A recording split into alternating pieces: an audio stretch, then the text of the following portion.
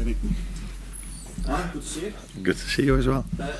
Obviously, during the international break, reports have surfaced again about a possible move for Trent Alexander-Arnold to Real Madrid in the summer, and with that, obviously, fans are wondering what is the likelihood that he will stay beyond this season. So, what's your understanding now of Trent's situation? What change has there been, if any, in his position regarding his future, and therefore, what has he told you of his intentions?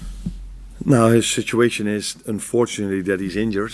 Otherwise, people would have probably spoken about him that he had one or two brilliant performances for the England team, and but he's injured, and for him that means that he's fully focused on his recovery, and for us that means that we're trying to help him to be back as soon as he can. And for the rest, of course, for 8 months it went a bit up and down, maybe with all kind of talks about him, Virgil or Mo. But we've never been focused on those talks. We've always been focused on what we have to do. That for Virgil and Mo is trying to win the Merseyside derby. And for Trent it is making sure he's fit as soon as he can. Just to push you on that a little bit though, given those reports, does that affect you at all? And does it concern you that this could be the end for Trent here at Liverpool? No, because it's a situation that is there for eight or 9 months now, and I think all these three players have performed so well under these circumstances. So no, it doesn't affect me at all. I think there was a bit of noise about us losing against Paris Saint-Germain, losing against Newcastle as well.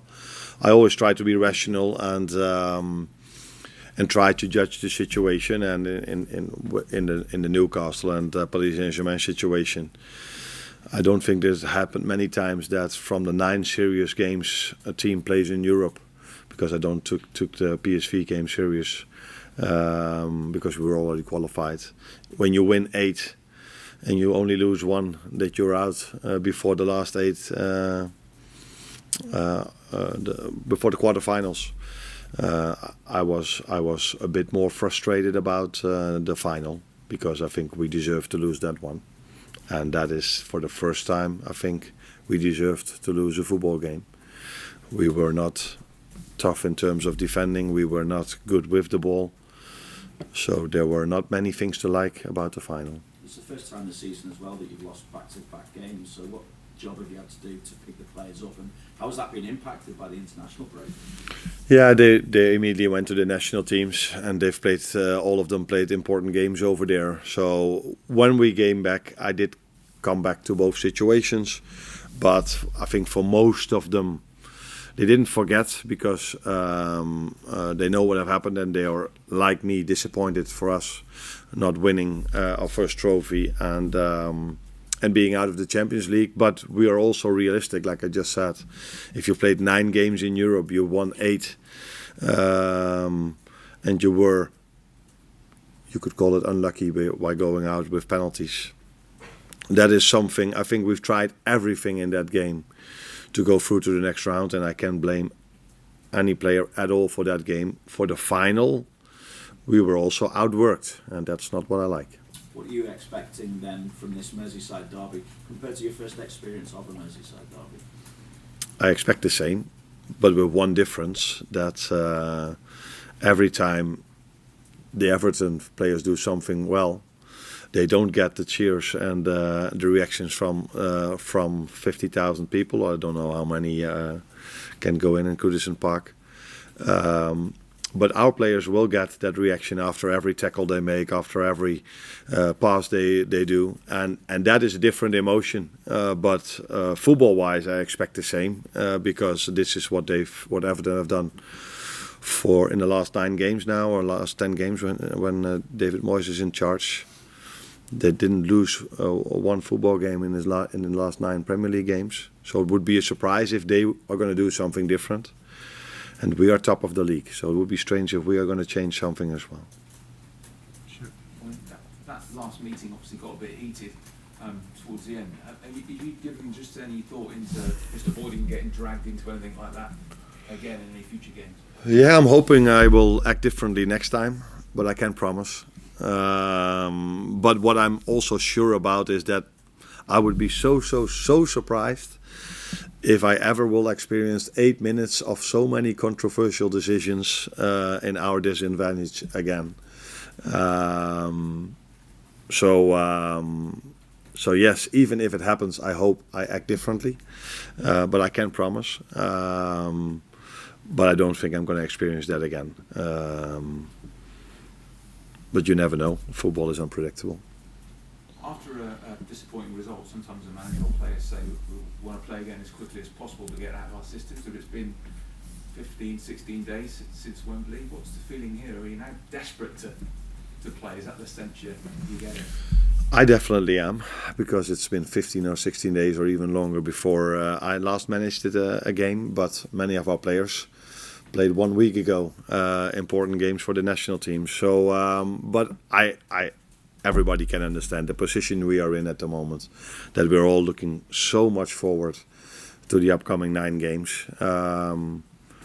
So yeah, players are refreshed in my opinion, but it wasn't all negative. We've played a final, so we've managed to play a final against a very good Newcastle team, and we had one great game, and the other game we defended really well against Paris Saint-Germain, which was in my opinion the best game in the Champions League so far, and we got beaten by a very, very, very good team. But wow, what a game we played as well.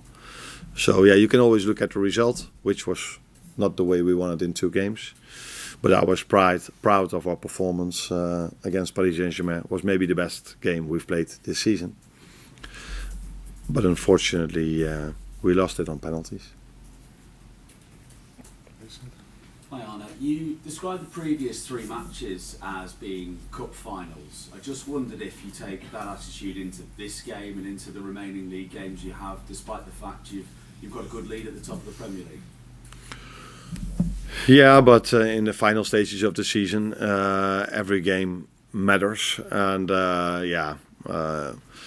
if I now again say it's going to be 9 finals, yeah, it is for every team 9 finals, but it was a bit, because we played the final, I used the word we played 3 finals in a row, because Paris Saint-Germain was also a knockout game. But yeah, these games are very important for us, the upcoming 9, starting with the following one, and that's Everton. Not only because it's the Merseyside derby, also because we are in such a great position in the league. Just wonder about Chiesa as well. He obviously scored in the cup final, and I know you've said before that you've struggled to sort of see too much of him in training given how many games you've had. I just wonder, given the impact he had off the bench last time, do you see him having more of a role in the team between now and the end of the season? Yeah, it wasn't only that I didn't saw a lot of him during training sessions because we had so many games. It was also because he was more than we wanted, injured. But it was good to see that he impacted the game when he came in. That is what has happened a lot this season already, that when players come in, they impact the game. The assist was from Harvey Elliott, who has impacted the game a few times now in the last 3 or 4 matches. So it's good to see that all these players are ready, and that is partly my job, but also partly the players' job to stay ready for the moment we need them. And he's in competition with Mo Salah, and I don't think you can deny that Mo has quite a good season. So that makes it sometimes tough for him. But we know we can trust him the moment we need him. And not only him, it's also the likes of all the other ones that maybe haven't played as much as Mo and Virgil. But we can trust them every time we need them. Arne, as the last international break of the season, is it any different from your perspective? Does it offer a slightly unique chance to maybe ramp up any plans for the summer or anything like that? No, the only difference is that the first 3 were after maybe a month or 2 months of work. This one was after 4 months of non-stop work. So I liked this one the most, for the simple reason that it was 4 months in a row. So it was my first experience by playing in the winter as well. So this one I liked the most. I needed the most maybe as well.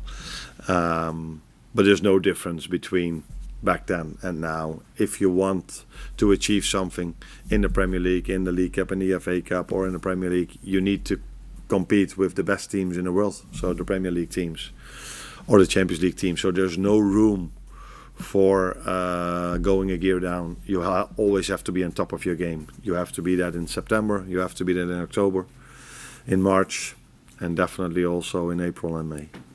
You suggested there how much you're kind of itching towards playing again, and also I imagine, as you've spoken about, there was disappointment from how it finished. Do you have any strict rules personally with yourself? Do you allow yourself a bit of time to reflect and then switch off and then start kind of building back up again? Yeah, of course you reflect. You reflect on the first 8 or 9 months. You reflect on the last part before we had the break. And like I said, I think I'm mostly rational. Sometimes, after certain 8 minutes, I'm a bit emotional, but mostly I'm rational. And then you also reflect, and I think I said it immediately after we lost the final, that it wasn't only negatives in that week. We also extended our lead to 12 points. So that tells you that we did really well in the league. Yeah, that we lose against one of the best teams in Europe with Paris Saint-Germain was far from ideal. But if I have to go out of a tournament, I prefer to go out against Paris Saint-Germain. I prefer to lose against Newcastle, which is a great team. And I think it's an embarrassment and close to a disaster if you lose against Plymouth Argyle. I do respect them a lot, but they are not of Paris Saint-Germain quality or Newcastle quality. So if you have to leave a tournament, then do it by being beaten against 2 very good teams. Carl? It's rare that you hear a manager say that their players are refreshed after an international break. Usually it's concerns about travelling and stuff. But considering what you said about how they played in the final and people are talking about has fatigue set in, has the international break provided an important reset for the players just to have a bit of a break from the rigours of all that? Yeah. So then I try to be rational again. And if I look at the Paris Saint-Germain game, I don't think in the 8 or 9 months I've been in this job, I've seen my players work that hard as they did. For 120 minutes. So maybe that was also the reason why we looked tired in the final. But again, maybe I don't give the right credits to Newcastle because they made it so difficult for us because of their game plan. So now we all say, yeah, we lost this because we were tired. No, I think when we were fit and Newcastle played the way they did, it would have still been a very, very, very difficult job for us to win that game because the Newcastle players were so ready for it, played such a great game. So I don't think we were tired for the simple reason that against Paris Saint-Germain we were incredible in terms of work rate and in terms of intensity. And they are maybe a bit more refreshed than after a normal international break because normally we play in the weekend and now we play on Wednesday. So most of them had a few days off as well for the first time in months that they had 3 or 4 or 5 days off. And so that is maybe the reason why I use the word refreshed. Does it help them sort of mentally to get away from the relentless of playing Champions League and then Premier League, and international is a little bit less intense maybe in terms of the preparations and how they play? Is it almost a mental break as much as a physical break? Yeah, but the mental break comes more from that you go to a different environment with different teammates. And for that reason, it was maybe a good moment after you lose 2 games. If you then stay at your club, you either have to win the next game. But if you go to your national team, things are new again. And it's the same if you go from Premier League to the Champions League. It's a different tournament. So it's a different league, sorry. So maybe that helped as well. That I know, for example, the Dutch team, they played Spain 2 great games. England had also 2 games, maybe not the nicest one to play, but they won both of them. So it's always nice if players go to a different environment and then come back with us after good experience. Because, for example, Lucio Diaz had 2 goals, Cody Gakpo had a goal. So a few of our players showed themselves in a very good way again. Well, hi, Arne. Set piece strategy didn't exactly go to plan at Wembley, either attacking or defending. And if you look in the league this season, Liverpool had 26% of their goals conceded come from set pieces, which is actually the 5th highest in the league. And going up against an Everton team who scored 41% of their goals from set pieces, which is the highest including the opening goal at Goodison. Now, I'm not going to ask you if you've changed anything because you're not going to tell me. But have you spent more time working on set pieces this week than you would do maybe in a normal week? It's funny because I try to use data as well, but I always try to use it in my own advantage. So you tell me that 26% of the goals we've conceded are from set pieces in the league this season, but we're also defensively, when it comes to corners, the best team in the league when it comes to set pieces and when it comes to corners. So it tells me more that we hardly concede goals, and then if we do concede, a part of it is set pieces, and then because we only conceded 3 or 4, I don't know exactly the number, it's already 26%. But from all the teams in the Premier League, we have the best record in defending corner kicks. At least that's my data. But we are aware of the fact that we again face a team like Newcastle with Everton. That is a team that is very strong in set pieces because we conceded the first goal in the Merseyside derby from a set piece. And we conceded a goal against against Newcastle from a set piece. And I've said many times that in big games, and the Merseyside derby is one of them, the big Champions League games, a final is one of them, you cannot win a big game if you have a negative balance in your set pieces. And our main competitor at the moment, Arsenal, shows us on a weekly basis the importance of set pieces. So we are focused on it. We want to do better in our attacking corners, but I'm hoping we can keep our record as being the best team in the league defensively by defending corners. Well, last one. Just checking team news, Arne, Gravenberch and Alisson, are they okay, and how far away is Conor Bradley from?